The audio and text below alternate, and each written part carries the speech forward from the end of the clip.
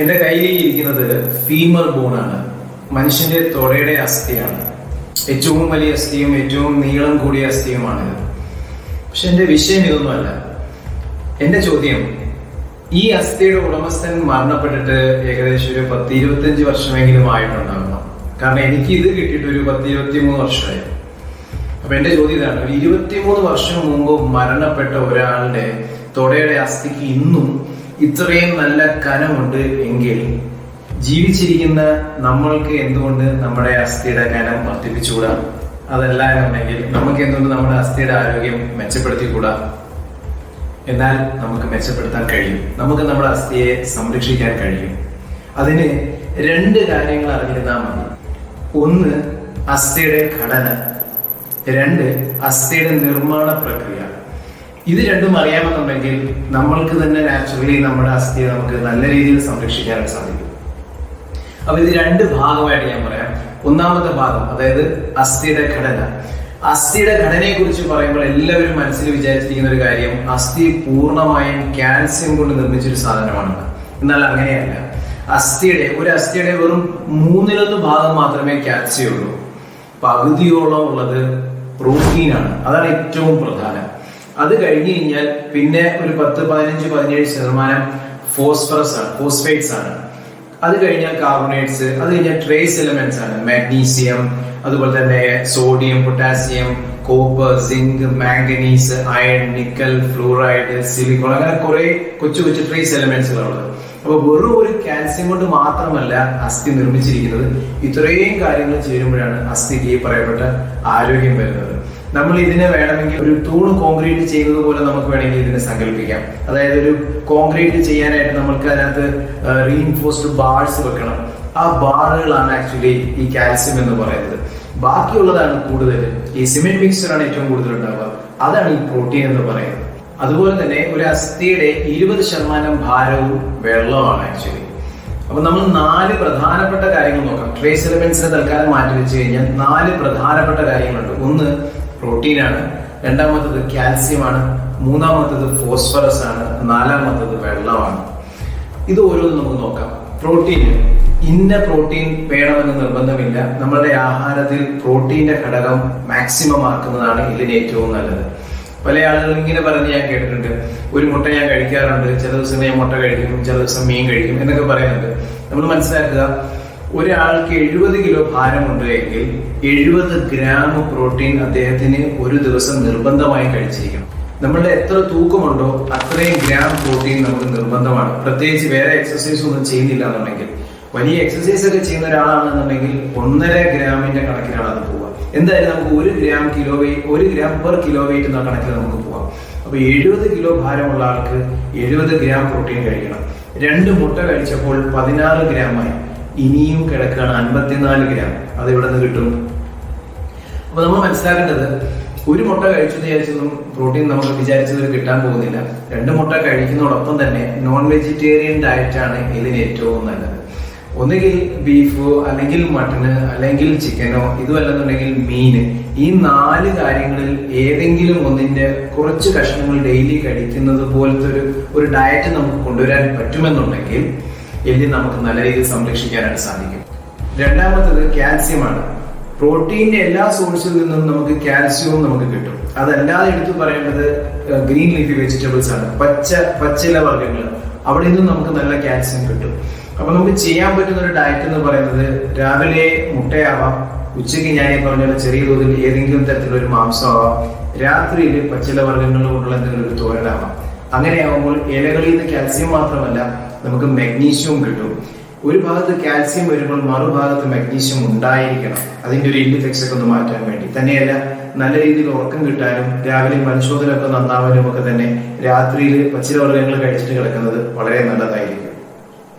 ഇവിടെ ഓർത്തിരിക്കുന്ന മറ്റൊരു കാര്യം, കാൽസ്യം കഴിച്ചു എന്ന് വിചാരിച്ച് നമ്മുടെ ശരീരത്തിൽ കാൽസ്യം കിട്ടണമെന്നൊന്നുമില്ല. കാൽസ്യത്തിനെ ആഗിരണം ചെയ്യണമെന്നുണ്ടെങ്കിൽ നമ്മുടെ ശരീരത്തിൽ വൈറ്റമിൻ ഡിയുടെ സാന്നിധ്യം ഉണ്ടായിരിക്കണം. അപ്പോൾ ബ്ലഡിൽ വൈറ്റമിൻ ഡി ചെക്ക് ചെയ്യുക. അതിന് ആനുപാതികമായ രീതിയിൽ dose fix ആക്കിക്കൊണ്ട് vitamin D supplementations എടുക്കുന്നതാണ് ഏറ്റവും നല്ലത്. സൂര്യപ്രകാശത്തിൽ നിന്നൊക്കെ കിട്ടുക എന്ന് പറയുന്നത് പ്രാക്ടിക്കലി ഇപ്പോഴത്തെ ഒരു ജീവിത ശൈലിയിൽ വളരെ പ്രയാസമാണ്.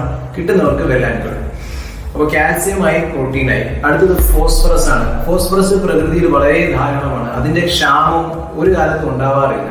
അതുകൊണ്ട് അത് എടുത്തു പറയുന്നില്ല. വളരെ മോശപ്പെട്ട വർഷത്തിൽ പോലും ഫോസ്ഫറസ് ധാരാളം ഉണ്ടാവും. അതുകൊണ്ട് അത് എടുത്തു പറയുന്നില്ല. നാലാമത്തത് വെള്ളമാണ്.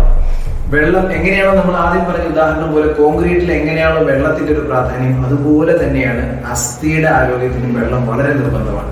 വെള്ളം തീരെ കുടിക്കാത്തവർക്ക് അസ്ഥിക്ഷയം വളരെ കൂടുതലായിരിക്കും. അപ്പോൾ പ്രോട്ടീൻ പറഞ്ഞു, കാൽസ്യം പറഞ്ഞു, ഫോസ്ഫറസ് പറഞ്ഞു, അതുപോലെ തന്നെ വെള്ളവും പറഞ്ഞു. ഇത് നാലും ഒരുപോലെ കൊണ്ടുപോകാമെന്നുണ്ടെങ്കിൽ അസ്ഥിയുടെ ഘടനയെ അത് സംരക്ഷിക്കും. ഇതാണ് ഒന്നാമത്തെ പകുതി.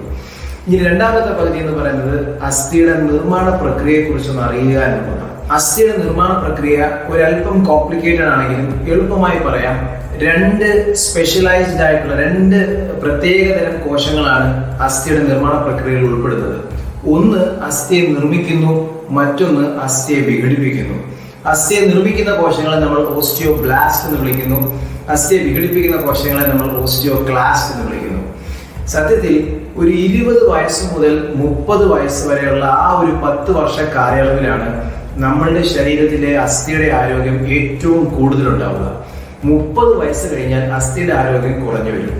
40 വയസ്സ് കഴിഞ്ഞാൽ അസ്ഥിയുടെ ആരോഗ്യം കുറഞ്ഞ ലക്ഷണങ്ങൾ നന്നായി പ്രകടമാകും. 50 വയസ്സ് കഴിഞ്ഞാൽ അസ്ഥിക്ഷയം കൊണ്ട് ഏതെങ്കിലും ഒരു അസുഖം സ്ഥിരീകരിക്കും. 60 വയസ്സ് കഴിഞ്ഞാൽ ആ അസുഖത്തിന്റെ എന്തെങ്കിലും കോംപ്ലിക്കേഷൻസ് ആരംഭിക്കും. ഇങ്ങനെയാണ് ഒരു നോർമൽ റൂട്ട് പോവുക. അപ്പൊ എന്തുകൊണ്ടാണ് ഇത് സംഭവിക്കുന്നതെന്ന് വെച്ച് കഴിഞ്ഞാൽ അസ്ഥി നിർമ്മിക്കുന്ന കോശങ്ങൾ ഓസ്റ്റിയോബ്ലാസ്റ്റിന്റെ എണ്ണം ഒരു 30 വയസ്സ് 40 വയസ്സ് കഴിഞ്ഞാൽ ഗണ്യമായി കുറയുന്നു എന്നുള്ളതാണ് അതിനൊരു കാരണം. അപ്പൊ നാച്ചുറലി ഇതിപ്പോ വേറെ കാരണങ്ങളുണ്ട്. പ്രായമാകുമ്പോൾ ഓസ്റ്റിയോബ്ലാസ്റ്റിന്റെ എണ്ണം കുറയും, ഹോർമോൺ വ്യതിയാനങ്ങൾ വരുമ്പോൾ അത് കുറയും, അതല്ല സ്ട്രെസ് ഉണ്ടാകുമ്പോൾ അത് കുറയും, അതല്ല ജനിതകമായ പ്രശ്നങ്ങൾ വരുമ്പോൾ കുറയും, ക്രോണിക് ഇൻഫ്ലമേഷൻ ആമവാദം പോലുള്ള പ്രശ്നങ്ങൾ വരുമ്പോൾ ഇത് കുറയും. നമ്മളിപ്പോൾ ആ അസുഖങ്ങൾ കൊണ്ടുണ്ടാവുന്ന ബുദ്ധിമുട്ടിനെ കുറിച്ചല്ല നമ്മൾ സംസാരിക്കുന്നത്. എന്തായാലും നാച്ചുറലി എനിക്ക് എന്ത് ചെയ്യാൻ പറ്റും അതിനെ കുറിച്ചാണ് നമ്മൾ സംസാരിക്കുന്നത്. അസ്ഥി നിർമ്മിക്കുന്ന കോശങ്ങളായ ഓസ്റ്റിയോബ്ലാസ്റ്റിന്റെ എണ്ണം വർദ്ധിപ്പിക്കണമെങ്കിൽ അസ്ഥിയിൽ ഒരു ഡിമാൻഡ് ക്രിയേറ്റ് ചെയ്യണം. അതിന് ചെയ്യേണ്ട ഇത്രയേ ഉള്ളൂ. നമ്മളൊരു ഭാരം പൊക്കുന്നു എന്ന് സങ്കല്പിക്കുക. അങ്ങനെ ഒരു മെക്കാനിക്കൽ ലോഡ് നമ്മൾ അസ്ഥിയിലേക്ക് കൊടുക്കുന്നു. അത് ഒരു വട്ടം കൊടുക്കുന്നുണ്ടല്ല, എന്നും ഒരു 10-15 മിനിറ്റ് നമ്മൾ ചെയ്യുന്നു. റിപ്പീറ്റഡ് ആയിട്ട് നമ്മൾ അതേ സമയം തന്നെ ചെയ്യുന്നു. അങ്ങനെ വരുമ്പോൾ ആ മെക്കാനിക്കൽ ലോഡ് മസിൽ വഴി, ടെൻഡൻ വഴി അസ്ഥിയിലെത്തുന്നു. അസ്ഥിയിൽ അതൊരു സിഗ്നൽ കൊടുക്കുകയാണ്. അസ്ഥിക്ക് മനസ്സിലാവുകയാണ് ഇനി മുതൽ ഈ ഭാരം എനിക്ക് വഹിക്കണമെങ്കിൽ എനിക്ക് ഈ പോഷണം പോരാ, ഇതിലും കൂടുതൽ പോഷണം വേണം എന്ന ഒരു ഡിമാൻഡ് നമ്മൾ അസ്ഥിയിൽ ക്രിയേറ്റ് ചെയ്യാണ്. അങ്ങനെയാണ് ഓസ്റ്റിയോബ്ലാസ്റ്റിന്റെ എണ്ണത്തിനെ നമ്മളൊന്ന് ഉത്തേജിപ്പിക്കുന്നത്. ചുരുക്കി പറഞ്ഞു കഴിഞ്ഞാൽ വ്യായാമം ചെയ്യണം. എല്ലാ ദിവസവും ചെറിയ തോതിൽ ചെറിയ രീതിയിൽ നമ്മൾ എക്സസൈസ് ചെയ്തെങ്കിൽ മാത്രമേ അസ്ഥിയിൽ ആ ഒരു ഡിമാൻഡ് നമുക്ക് ക്രിയേറ്റ് ചെയ്യാൻ പറ്റുള്ളൂ. ആദ്യ പകുതിയിൽ ഞാൻ പറഞ്ഞ പ്രോട്ടീൻ റിച്ച് ഫുഡ്, കാൽസ്യം, അതുപോലെ തന്നെ വൈറ്റമിൻ ഡി, അതുപോലെ തന്നെ വെള്ളം കുടിക്കുന്നു, ഇതൊക്കെ എല്ലിന് ഉപകാരപ്രദമാകണമെങ്കിൽ നമ്മൾ എക്സസൈസ് ചെയ്തെങ്കിലേ മതിയാവുള്ളൂ. ഇതെല്ലാം കഴിച്ചു എന്ന് വിചാരിച്ചൊന്നും എല്ല് പോഷണപ്പെടാനൊന്നും പോകുന്നില്ല. മറിച്ച് എല്ലിന്റെ ഈ ഡിമാൻഡ് വരുമ്പോൾ ആ പോഷണം എല്ലിലേക്ക് വലിച്ചെടുക്കുക ചെയ്യാം. ഒരു ഉദാഹരണം പറയാനാണെങ്കിൽ ഈ ജിമ്മിലൊക്കെ പോകുമ്പോൾ നമ്മൾ കണ്ടിട്ടില്ലേ, ചില ആളുകളുടെ അപ്പർ ബോഡി ഭയങ്കര വലുതായിരിക്കും, പക്ഷെ അനുപാതികമായിട്ട് അവരുടെ ലോവർ ബോഡി, കാലും തുടയും ഒക്കെ വളരെ മെലിഞ്ഞിട്ടുണ്ടാവും. ഇവര് പക്ഷേ നല്ല പോഷണമുള്ള ആഹാരമൊക്കെ കഴിക്കുന്നുണ്ടാവും, പക്ഷെ ആ പോഷണം പോകുന്നതെല്ലാം അവർ ട്രെയിൻ ചെയ്യുന്ന സ്ഥലങ്ങളില്ല. അപ്പൊ നമ്മൾ എവിടെയാണോ നമ്മുടെ ബോഡിയെ ട്രെയിൻ ചെയ്യിപ്പിക്കുന്നത് അവിടെയാണ് കൂടുതൽ നമ്മൾ പോഷണം കൂടി കൊടുത്താൽ ആ പോഷണം അങ്ങോട്ട് പോകും. ഇതിന്റെ മറുവശം, നമ്മൾ എവിടെയാണോ ഏത് ഭാഗമാണോ കൂടുതൽ ഉപയോഗിക്കുന്നത് അവിടെ കൂടുതൽ പോഷണം ഇല്ല എന്നുണ്ടെങ്കിൽ ക്ഷയവും തേയ്മാനവും കൂടുതലും ആ ഭാഗങ്ങളിലുമായിരിക്കും. അതും കൂടി നമ്മൾ ഓർത്തിരിക്കണം. എക്സർസൈസ് എന്ന് പറയുമ്പോൾ എല്ലാവരുടെയും മനസ്സിൽ വരുന്നൊരു കാര്യം ഒരു 7-8 കിലോമീറ്റർ അങ്ങ് നടക്കുക എന്നുള്ളതാണ്. അതുകൊണ്ടൊന്നും യാതൊരു പ്രയോജനവും ഇല്ല. നടത്തം നല്ലൊരു എക്സസൈസ് ആണ്, പക്ഷെ അതൊരു വാമപ്പ് പോലെ മാത്രം കരുതിയാൽ മതിയാവും. മുട്ടുമൊക്കെ തേഞ്ഞിരിക്കുന്ന ഒരാൾ വീണ്ടും നടക്കാൻ പോയി കഴിഞ്ഞാൽ ബാക്കി മുട്ടും കൂടി തേഞ്ഞു പോവുകയുള്ളൂ. അവർ ചെയ്യേണ്ട ഇത്രയേ ഉള്ളൂ. ആരാണെങ്കിലും നടത്ത നല്ലതാണ്, അതൊരു കാർഡിയോ പ്രൊട്ടക്റ്റീവ് ആയിട്ടൊക്കെ ചെയ്യുന്നതാണെങ്കിലും നമുക്ക് ബാക്കിയുള്ള ഭാഗം കൂടി നമ്മൾ പ്രൊട്ടക്ട് ചെയ്യണമല്ലോ. അപ്പൊ അത്രയും സമയം കളയുന്നതിനേക്കാളും നല്ലത് ഒരു 1/4 കിലോമീറ്റർ വീട്ടിൽ നിന്നും അങ്ങോട്ട് പോകാം, തിരിച്ചതുപോലെ തന്നെ ഒരു 1/4 കിലോമീറ്റർ വന്നു കഴിഞ്ഞാൽ ഏകദേശം ഒരു 1 കിലോമീറ്റർ 1.5 കിലോമീറ്ററിന്റെ ആവശ്യമേ ഉള്ളൂ നടത്ത എന്ന് പറയുന്നത്. അതിനുശേഷം നമുക്ക് വേണ്ടത് സ്ട്രെച്ചിങ് എക്സസൈസാണ്. നമ്മൾ എല്ലാ ജോയിന്റും നല്ല രീതിയിൽ ഒന്ന് സ്ട്രെച്ച് ചെയ്യുന്നു. ഒരു 10-15 മിനിറ്റ് കൊണ്ട് നല്ല എല്ലാ ജോയിന്റും ഒന്ന് സ്ട്രെച്ച് ചെയ്ത് കഴിഞ്ഞാൽ ഇനിയുള്ള ഒരു 10-15 മിനിറ്റ് എന്ന് പറഞ്ഞാൽ റെസിസ്റ്റൻസ് എക്സസൈസ് ആണ്. നമ്മൾ വെയിറ്റ് എടുക്കുക എന്നുള്ളതാണ്. വെയിറ്റ് എടുക്കുമ്പോഴാണ് ആ ലോഡിന്റെ സിഗ്നലിംഗ് പോകുന്നത്.